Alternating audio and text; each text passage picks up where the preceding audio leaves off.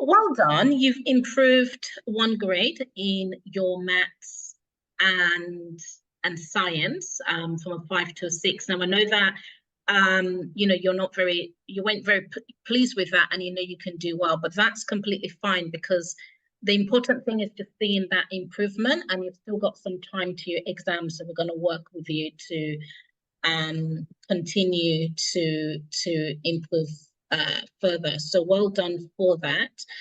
Um, Thank you. so really, I suppose that I guess let's just sort of take it back a little bit. Um, can you tell me why you decided to do some tutoring for your maths and science? So what made you join us? I think it's because with science, with maths first, like I was up there, like I was really like getting good grades. So like, and then I got a bit too comfortable of like being a set one and stuff. And then because I was too comfortable, I didn't revise as hard as I needed to. And then I started dropping. So I feel like the consistency that I started with from year seven to around like end of year eight, year nine, I would have been on like eights by now or like sevens instead of like sixes. I feel like the tutoring was because I felt like I could do better, but then I also needed help to do that push to do better. Yeah. That is classic. I think sometimes when students are in a higher set, they get a bit relaxed and they think it's gonna be like that forever. But what you've just pointed out is that it's not just about your knowledge or the learning, it's that consistency. So you've just shown that even if you're doing your a high set or you're doing really well, you've really got to continue with like um all of those habits, all of those consistency, and that's what's really going to make a difference. I'm glad that you noticed that. So in terms of the improvements that you've had so far with us, what do you think has helped you to improve the most? So what would you say is the one thing that has helped you make the most improvement over time? I, I think with science, it was the extra Saturday lessons, and I mean, sorry, with maths, it was the extra science Saturday lessons, and then also with the teachers as well. Like they'll put PowerPoints on the Google Classroom as well, and they'll help. And then, so if I didn't understand that lesson, I would go back and look over the PowerPoints until I understood, and then I would also go out of my own way and do like research on BBC Size and like watch YouTube videos and yeah. Yeah, excellent. And you've got the recorded replay as well. Yeah. Yeah, so you can also sort of, if you miss something, always go back and watch that as well. Now you're in a class with different students or a group of students. What do you like about being in a class with other students who are also wanting to do well and achieve good grades? What would you say is good about that?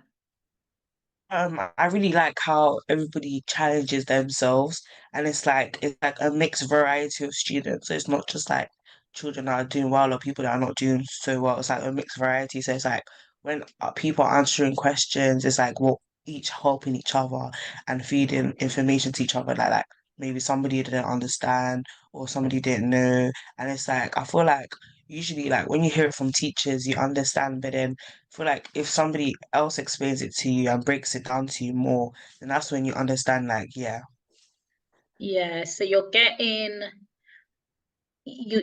kind of getting a different layer of understanding. So you've got the teacher teaching you and you understanding, but then sometimes another student can get involved and they sort of maybe break it down in a way that's even more relatable to you, in a way that you understand. Um, and what about homework? So we give homework on a weekly basis. How has that helped you?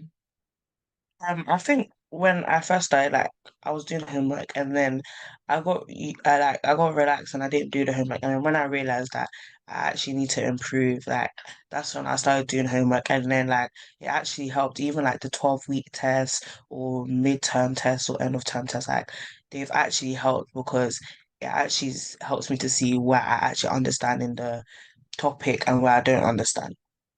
Good. So when you do this test, Mary, are you sort of getting your results so that you can then see, what other areas that you need to improve on? Um, so with science, I just did a test, so I haven't gotten that back yet. But Hmm. with like maths, it's like we go through it with Miss, and like when we go through it, that's when I realized because I have my working on a separate piece of paper, and then Good. I'll go through it and realize where I've made my mistakes. Nice. Excellent. Good. Brilliant. That's yeah, that's really good. And again, homework is important as well because many students will some students will ignore homework, but that can be the difference between them getting jumping up that to grade, because that homework is really going to help you to check, do I really understand, and it's going to really help you apply your knowledge. So currently you're working at a grade 6. What grade do you want to achieve for maths and science? So maths and science, to go to the six ones that I want to go to, I need a 7.7 or 8.7, and I feel like I can do it, but because Mhm. I feel like with the sixes that I'm getting and the 6.5 that I'm getting, like it's with not as much revision. So I feel like if Mhm. I put in more revision, then I could Mhm. actually get more than I expect. Mhm. Yeah, okay, definitely. I'll also talk about helping you out with revision a little bit later. What are your plans then when you finish your GCSE? I want to do A level chemistry, biology, and psychology, Chemistry, biology, and psychology. What do you want to do after that? medicine. Medicine. Okay, I was thinking that biology and psychology. Fantastic. Okay, so based on your experience with us, Mary, and you've been with us for several months now, what advice would you give to other students who are not happy with the grades they are at right now, but they don't really know where to start or what to do? What advice would you give them? I think it's more about like don't just show up to lessons, sit the lesson and like go at the end of the day and not ask questions if you don't understand.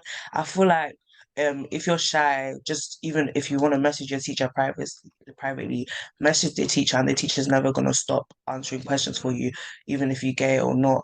And it's like also don't like straight away expect to see results. It's a time thing where you have to actually practice and practice and practice. You can't just get it straight away. Like, so there's always going to be challenges, but just make sure you don't fall off to improve.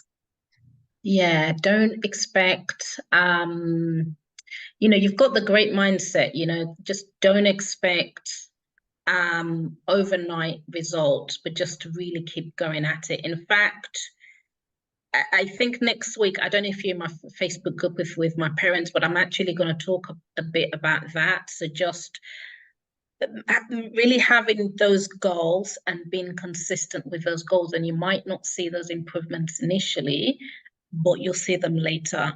Um, and you also talked about asking, students asking questions. We have a community group now. I don't know if you've got access to that yet, but if you Yeah. don't, yeah, literally just hammer it. Just it's literally having like having another tutor as well. So just always make the most and ask for support there as well. And then one last question for you. If a parent or student was considering joining us for tutoring, what would you say to them? I will tell them to join because like you guys really like go out for the students. Like you have community groups and you have Google classrooms and it's like you actually have teachers that care. So I would advise them to join. Yeah. Awesome. Brilliant. All right.